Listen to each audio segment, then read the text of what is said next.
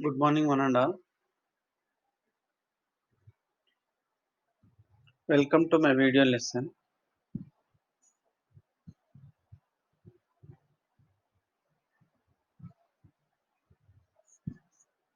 That is from the power amplifiers topic.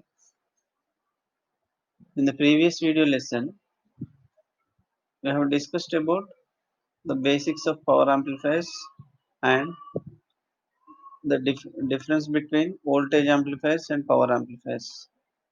The characteristics of voltage amplifiers and power amplifiers. After that, we also discussed about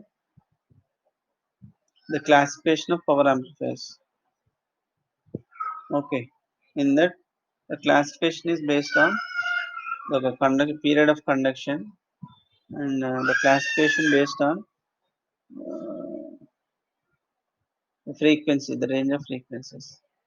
Okay, from that, from the important classification is that is based on the period of conduction. Those are Class A power amplifiers, Class B power amplifiers, Class AB power amplifiers, Class C power amplifiers. Class A power amplifiers. The period of conduction is 360 degrees, that is full signal. The full signal will be amplified. Whereas for class B, that is only half wave, that is 180 degrees period of conduction. Next, class AB, that is greater than 180 degrees conduction and less than 360 degrees. That is, the period of conduction is from 180 degrees to 360 degrees. Not exactly 180, not exactly 360. In between 180 to 360 degrees. Next, class C, that is less than 180 degrees period of conduction. So this is the previous video lesson discussions we made. Next, from which let us discuss about the conversion efficiency. So this efficiencies plays very important role in power amplifiers. That is, in power amplifiers, based on the conversion efficiency, whether this power amplifiers can be preferred or not. So that will be decided. So this is the block diagram of power amplifier efficiency, how the power amplifier efficiency will be calculated. So here from this block diagram, the input signal is applied to small signal amplifier. Then it should be given to the power amplifier block diagram block. After that, it is given to loudspeaker. Okay, the output is delivered to the loudspeaker or load. So for the power amplifier, we need to apply some DC power supply in order to keep the transistor in required region. So therefore, from this, the efficiency is defined as what is the signal we have applied, how much of signal we have applied, and how much of signal we have obtained. So that gives the efficiency, the conversion efficiency. Here the conversion efficiency or simply efficiency is represented with eta. So the percentage of eta is equal to P out by PDC, that is input. Output power by input power. Okay. Into 100, you will get a percentage of efficiency. So efficiency is defined as the ratio of output power to the input power, where eta is the efficiency of the amplifier, P out is the amplifier output power delivered to the load. PDC is the DC power taken from the supply. Okay, here the DC power. So output power. For a power amplifier, it is very important that the amplifier power supply is well designed to provide the maximum available continuous power to the output signal. Okay, the efficiency must be high to use in a circuit as a power amplifier. Next important one is the distortion in power amplifiers. Okay,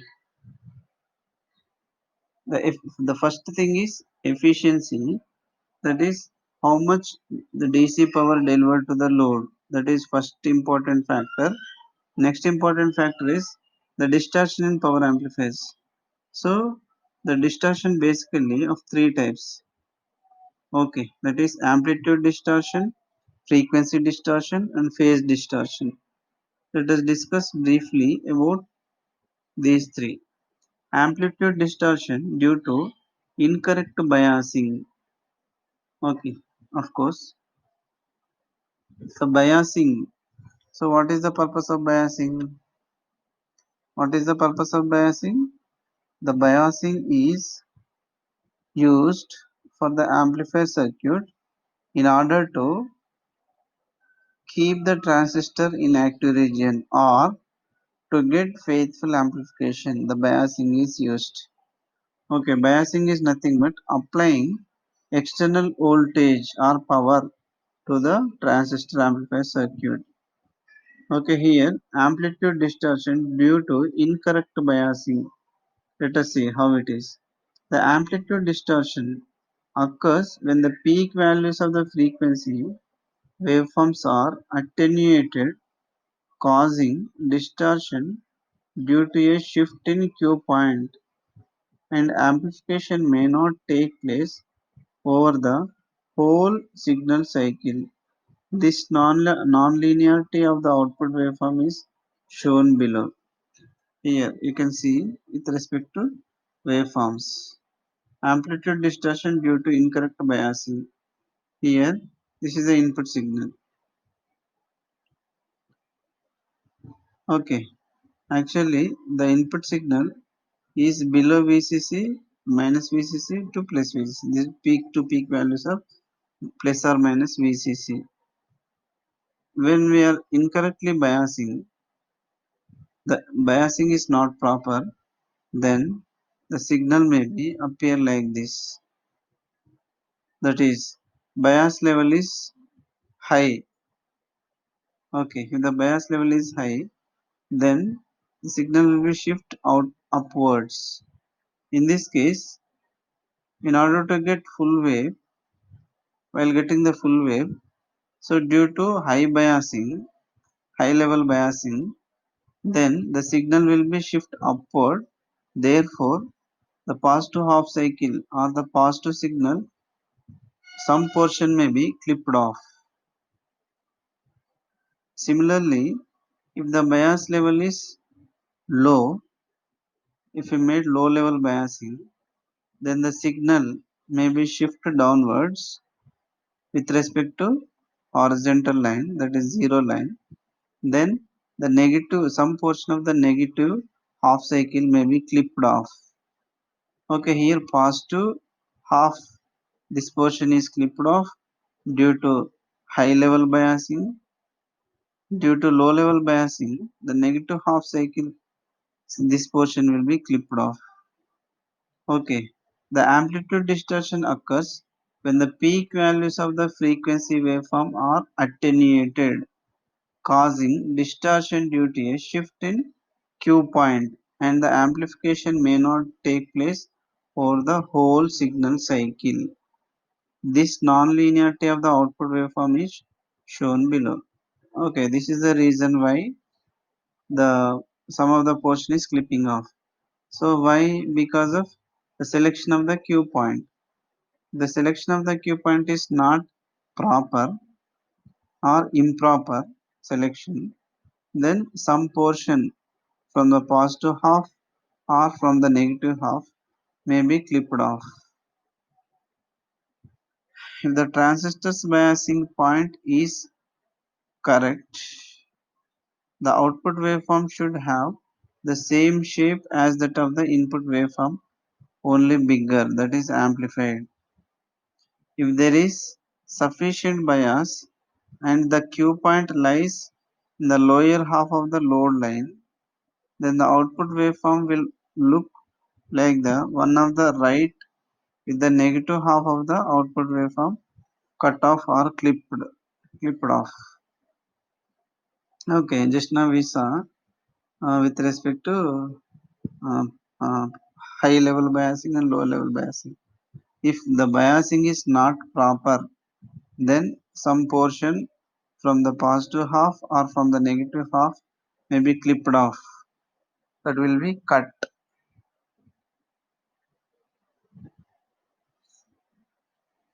Next, amplitude distortion due to clipping.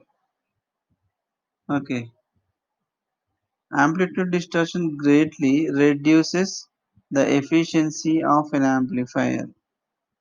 Okay, the efficiency actually how much amount of power is delivered to the load, that gives the efficiency. If the amount of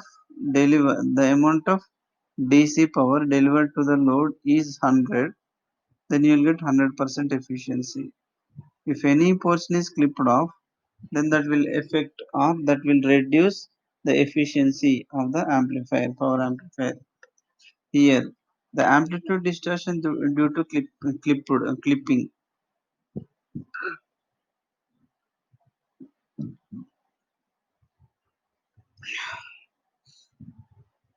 These flat tops of the distorted output waveform, either due to incorrect biasing or overdriving the input, do not contribute anything to the strength of the output signal at the desired frequency. Okay, due to improper biasing, an amount of positive half cycle and negative half cycle. Some portion will be clipping off. Okay, if the output signal is not proper or the clipping portion output is delivered to the load, then that gives the reduced efficiency of the power amplifier. This is due to improper biasing. So, due to improper biasing or the inappropriate biasing, the output signal will be clipping off. Okay, this reduces the efficiency of the power amplifier. This is very important. So this is called amplitude distortion. Amplitude distortion is nothing but an amount of output signal will be clipped off with respect to positive half or with respect to negative half or both.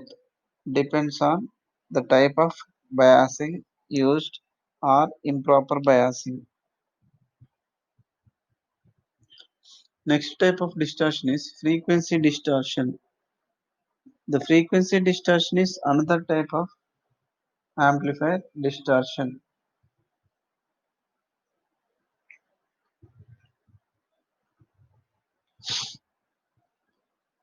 which occurs in the transistor amplifier when the level of amplification varies with frequency.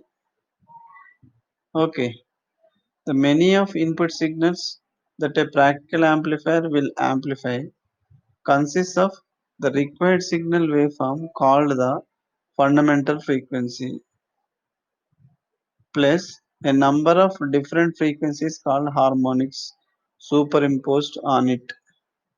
Okay, is it clear?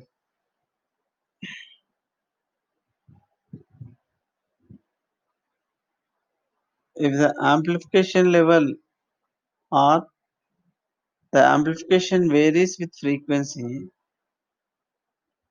many input signal will appear at the output side.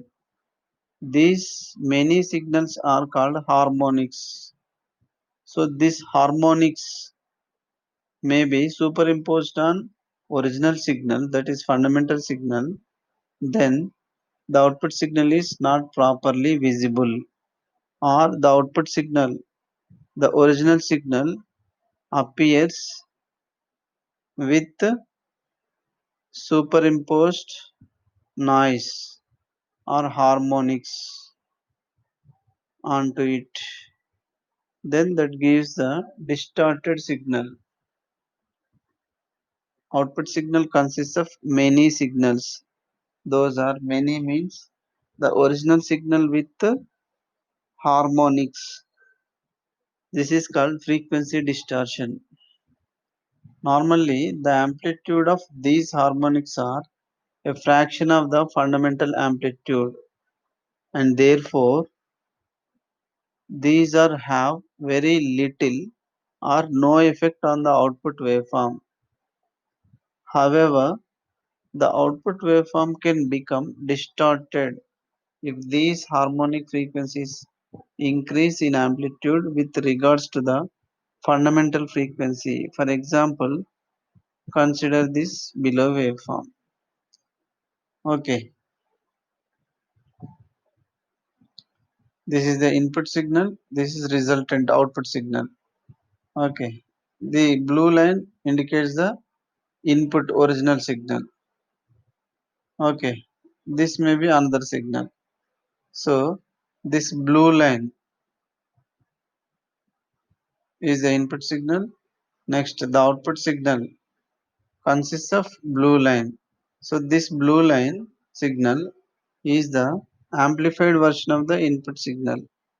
Okay, and this black line may be harmonic. So, this harmonic also amplifies with respect to signal, and it generates one more signal that is in pink color. So the output signal consists of three signals. So the original signal is with blue line and remaining black and pink. So these two are the harmonics of the input signal, due to which the output signal is not clearly visible. This is called distortion or frequency distortion. Another one, phase distortion. Phase is nothing but angle distortion.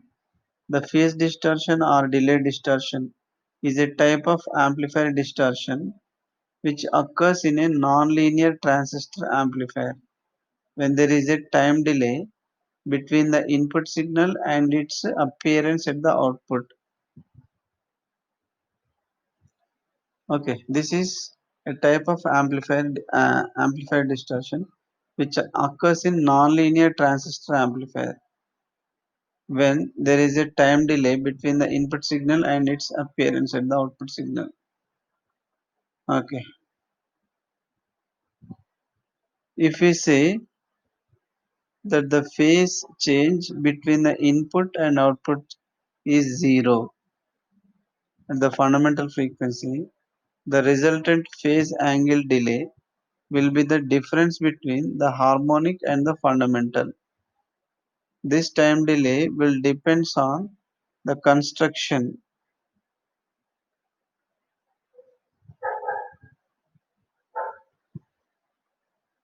This time delay depends on the construction of the amplifier and will increase progressively with frequency within the bandwidth of the amplifier.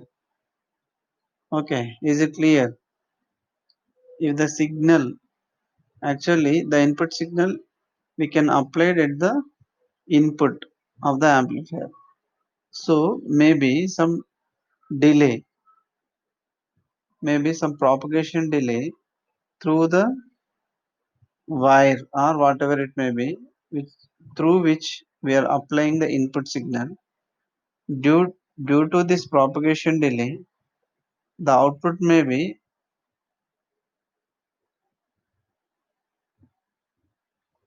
appears across the output terminals with some time delay, due to which the output signal may generate late. So that may be phase. Actual output should be available after some propagation delay, maybe depends on the circuitry. For example, 2 nanoseconds or 1 nanosecond or etc. Depends on the propagation delay of the total circuit components. But even though due to some other reasons, if the output signal generates late compared to original delay, that gives the distortion in the output signal. So we should calculate the output from that point, but it generates delayed version of the output signal. Therefore, that delay gives some propagation delay or phase distortion. Okay, so like this, the output signal or the phase distortion will appear in the output signal.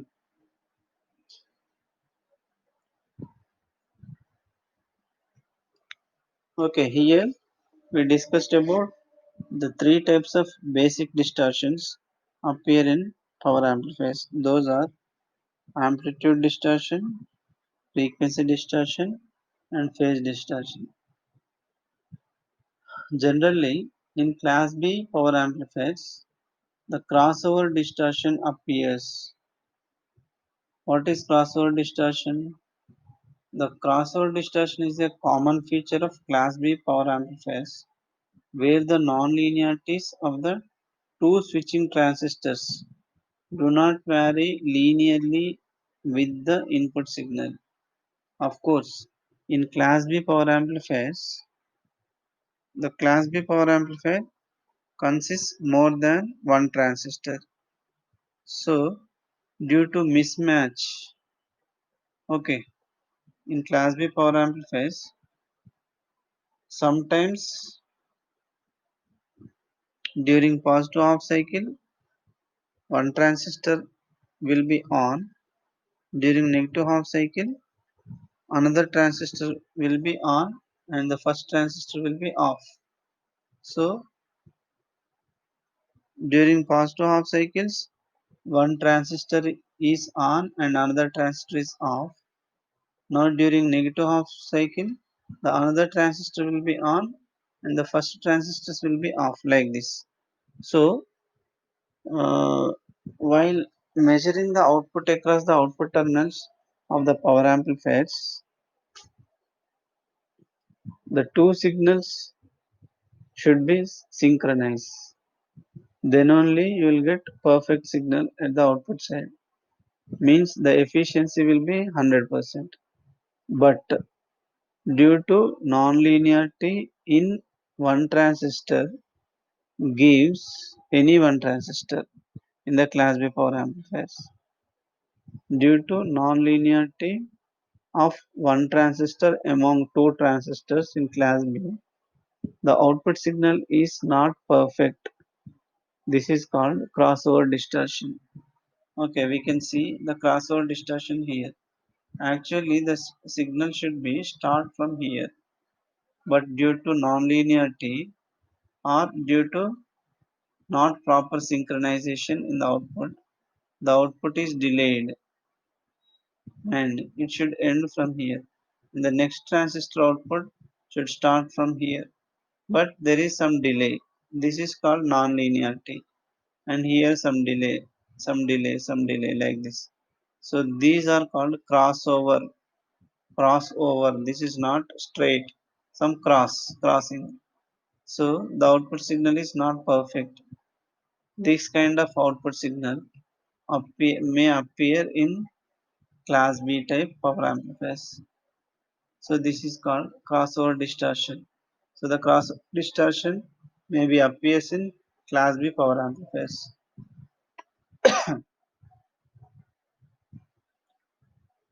Okay, next the classification is based on configuration.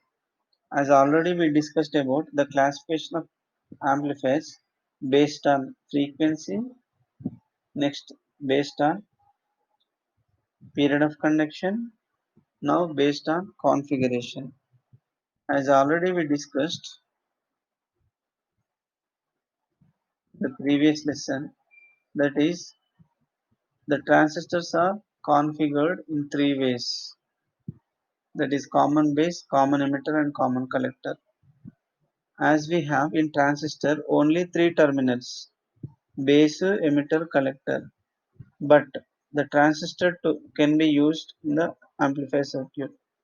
So in a single amplifier we need four terminals. Two terminals are required to apply input signal, whereas another two terminals are required to measure the output. But whereas in transistor, we have only three terminals. So in order to measure output, two terminals are required. In order to apply input, another two terminals. Total four terminals are required. So to convert three terminals into four in a transistor, that is called configuration. So in one configuration, base can be treated as common, that is input and output. Therefore, the input terminals now becomes base and emitter. The output terminals now becomes base and collector. So in both input and output, base is common. Therefore, it is called common base configuration.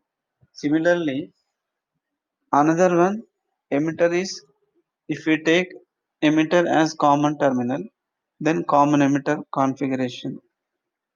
In other one, if we take collector as common, then that is called common collector configuration. Simply CBCECC, common base, common emitter and common collector.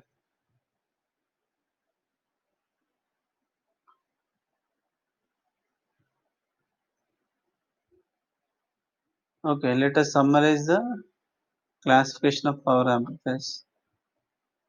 We have discussed about classification of power amplifiers based on frequency. Based on frequency, audio frequency amplifiers, audio frequency power amplifiers, radio frequency power amplifiers, video frequency power amplifiers. Next, based on period of conduction, class A full cycle conduction, class B 180 degrees conduction, class C less than 180 degrees conduction, class AB less than 180 and greater than greater than 180 and less than 360 degrees conduction. So total 4. Next, based on configuration, that is common base, common emitter and common collector.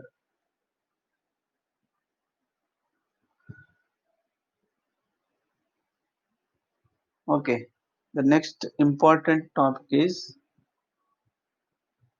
the function or the working principle of amplifiers, that is based on period of conduction. Okay, based on period of conduction, the power amplifiers are, according to our syllabus, the power amplifiers are divided into four types: class A, class B, class AB and class C. So class A power amplifiers is defined as the period of conduction in class A power amplifiers is 360 degrees. Now let us discuss about class A power amplifiers in detail. Okay, by the definition of class A power amplifier, if the collector current flows at all times during the full cycle of the signal, that is 360 degrees period of conduction, these power kind of power amplifiers is known as class A power amplifiers. Okay, this is the fundamental definition. That is, the period of conduction is 360 degrees. Whole signal will be appear across the output terminals. In this, if the Q point, that is operating point or quiescent point, is placed near the center, the linear region or the dynamic curve, class A operation results. Okay, to use the transistor amplifier as a class A power amplifier, the selection of the operating point is very important. If the operating point to be select is exactly middle point of the load line, that is linear portion of the output characteristic curves, then the class A operation will be results, means 100% will be 100% signal will be appear across the output terminals, or the 360 degrees amplification can be done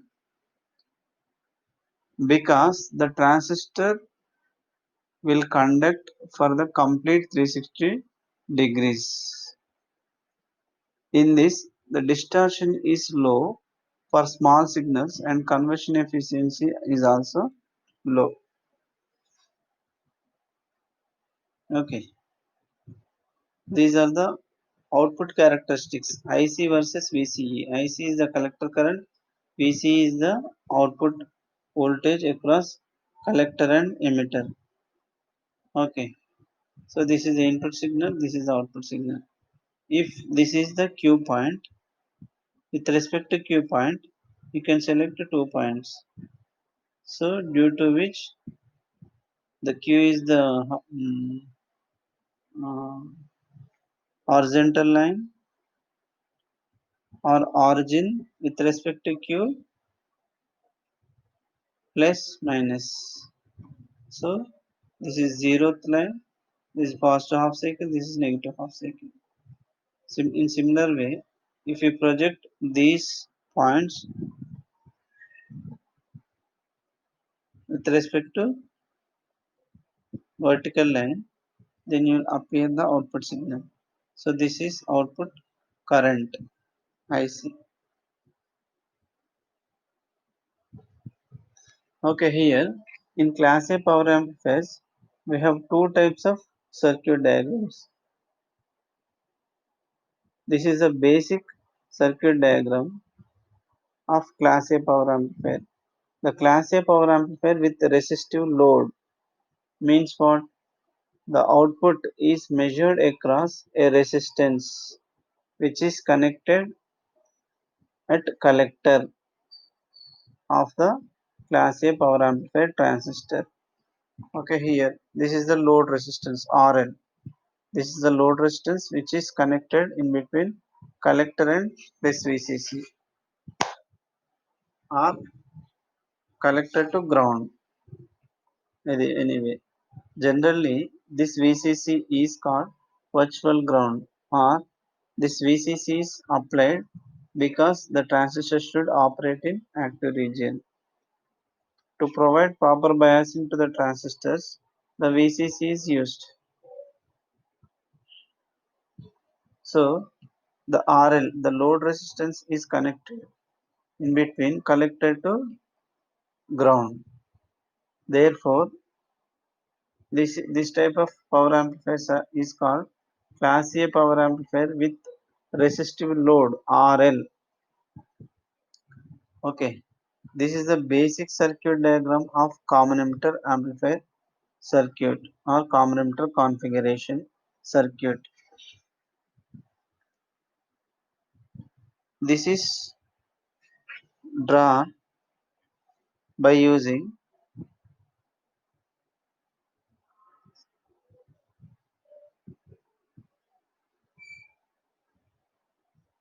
voltage divider bias.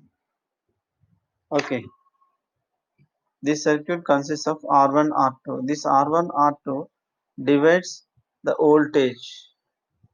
Okay, with respect to VCC and V in.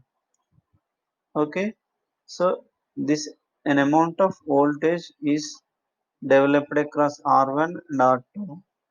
Therefore, the input signal or the voltage, input voltage to the transistor is perfectly applied to keep the transistor in active region. This R1 R2 network, this resistive network at the input side, which provides biasing to the transistor circuit, whereas the C in or C1 is input capacitor which blocks the DC if any in the input signal. Pure AC signal is to be applied to the transistor base terminal, and the collector is connected to the load resistor. The output is measured across this resistive load. Okay, since the collector is the output terminal, therefore this transistor configuration is called common emitter amplifier configuration, and the base is connected to the ground through RE. The RE is called emitter resistor. This emitter resistor provides stabilization to the amplifier circuit, or this provides the required stabilization for the operating point. And here the CE is called emitter bypass capacitor. Emitter capacitor or simply emitter bypass capacitor. Okay, this provides low reactance path to RE or emitter. Okay, this is the basic common emitter amplifier circuit or a class A power amplifier with resistive load. Okay, the circuit diagram operation. As this is common emitter amplifier which is used to amplify the input signal. Since this is the input signal which were applied across the input terminals, that is base and emitter. By applying input to the base, this will flow through the transistor. The signal will flow through the transistor and the output can be measured across collector to the ground. So this output is amplified version of the input signal because this transistor is having some gain, current gain and voltage gain. So that input signal is multiplied with this gain. The output signal is the product of input with gain of the transistor. Therefore, definitely the output signal is amplitude is more than the input signal amplitude. Hence, it is called the amplified version of the input signal is called amplified output signal, that is amplified output. This is the simplest type of class A power amplifier circuit. It uses a single-ended transistor for its output stage with the resistive load connected directly to the collector terminal. Okay, this is also called as single-ended power amplifier, class A power amplifier. When the transistor switches on, it sinks the output current through the collector, resulting in an inevitable voltage drop across the emitter resistance, thereby limiting the negative output capability. Okay, just now we discussed when the transistor is on, it sinks the output current through the collector, resulting in an inevitable voltage drop across the emitter resistance, thereby limiting the negative output capability. Okay, it provides the constant output. The variations may be reduced due to RE, that is called stabilization. The RE is provides the stabilization to the transistor amplifier circuit in terms of output. The efficiency of this type of circuit is very low, that is less than 30, generally 25%, and delivers small power outputs for a large drain on the DC power supply. Of course, the efficiency is defined as P out by P in, output the ratio of output power to the input power. Here the output power is the output power delivers to the load is very low, therefore the efficiency is low, maybe 25% only. A class A amplifier stage passes the same load current even when no input signal is applied, so large heat sinks are needed for the output transistors. Okay, of course, Here heat sink is nothing but since it is a transistor which is made up of semiconductor material, when we apply the voltage, the transistor may generate some temperature. Since the semiconductors are sensitive to the temperature, when the voltage is increases internally, the temperature may be increases. Due to this temperature, the Q point may be get disturbed. Okay. Due to this temperature, the voltage current values may be gets changed. Therefore, the operating point may be get disturbed. If the operating point is moved or not stable, then that is called distortion in the output signal. Okay. Therefore, in order to avoid this distortion, the heat sinks are used. By using these heat sinks, if any temperature is generated, then that heat gets absorbed by the heat sinks and this heat will be delivered to the environment through these heat sinks. These heat sinks topics will be discussed in the next classes.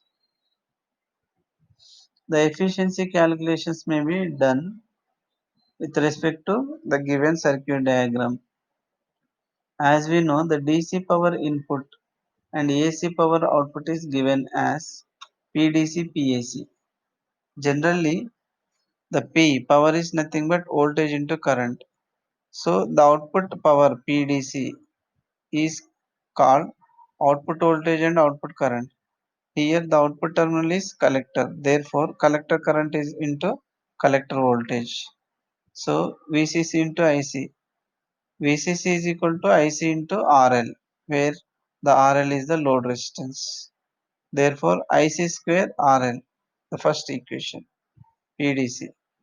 PDC is equal to IC square into RL. PAC, that is VCE into IC, that is peak to peak voltage into peak to peak current. VCE by VCC, VCE IC by 8. By solving this, by manipulating, by substituting these values, you will get 1 by 2 IC square RL. Therefore, the maximum collector efficiency is given by the definition of efficiency, eta is equal to PAC by PDC. Here PAC is this one, PDC is this one. By substituting these values, IC square RL by 2 IC square RL into 100.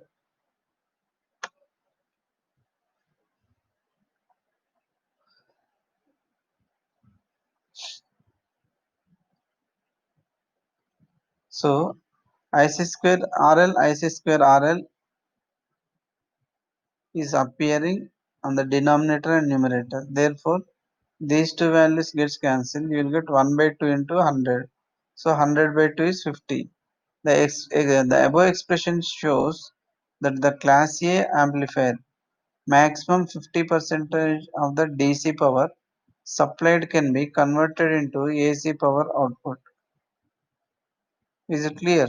So the 50% means the remaining 50% is converted into AC. Due to power loss in the primary of the transformer, the collector efficiency of class A power amplifier is always less than 50 percentage. It may be noted that the maximum power is dissipated in the transistor in the zero signal condition, that is given as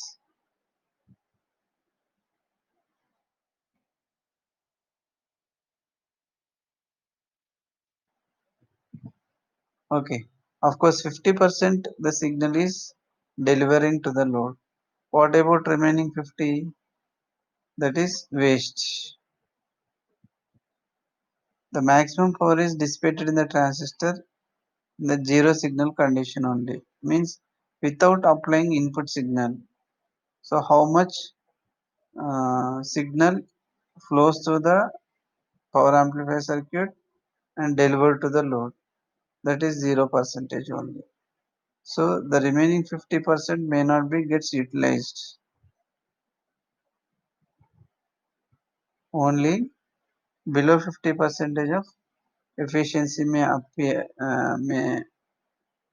be available in class A resistive load power amplifier.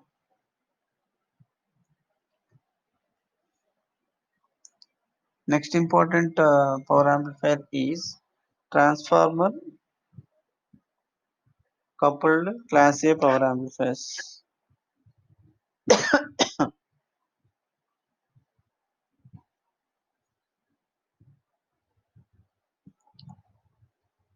This transformer coupled by using this transformer coupled class A power amplifier, the efficiency of the power amplifier may be increased.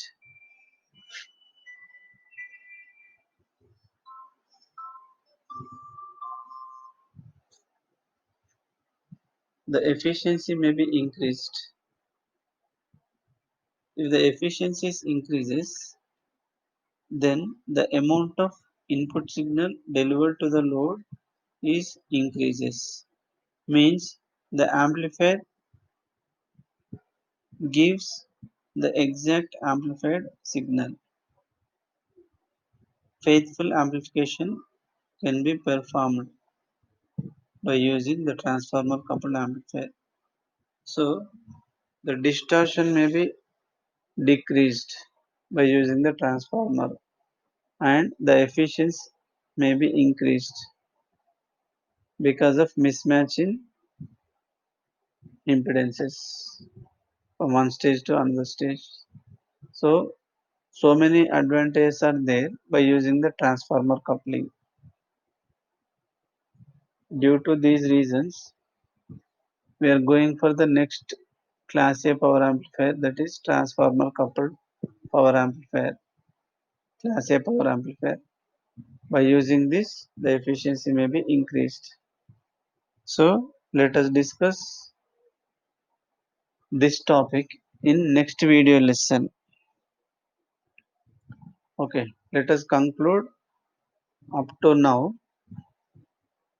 we have discussed about the classification of power amplifiers with respect to frequency, band, based on period of conduction, and based on configuration. Based on frequency, audio frequency amplifiers,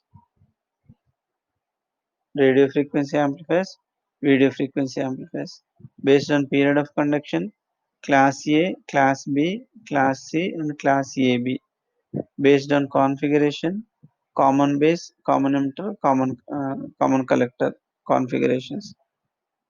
And next, in the power amplifiers, the conversion efficiency and the distortion may be calculated with respect to efficiency and distortion. Which type of amplifier can be preferred or used, that is decided by the efficiency. So the efficiency calculations how can be done, we have discussed.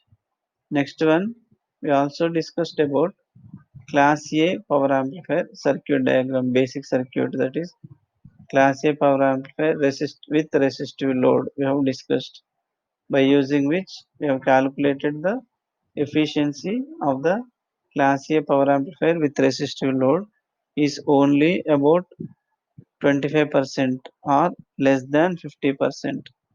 So in order to overcome this disadvantage, we are going to discuss, we introduce a new concept, that is transformer coupled class A power amplifier. In this, that disadvantage may be eliminated and the efficiency may be increased. So this topic, transformer coupled power class A power amplifier, will be discussed in the next class. Thank you so much for listening my video lesson. Thank you. If you have any queries, mail me to NAAR37 NAR37 NAAR37 @gmail.com. Thank you.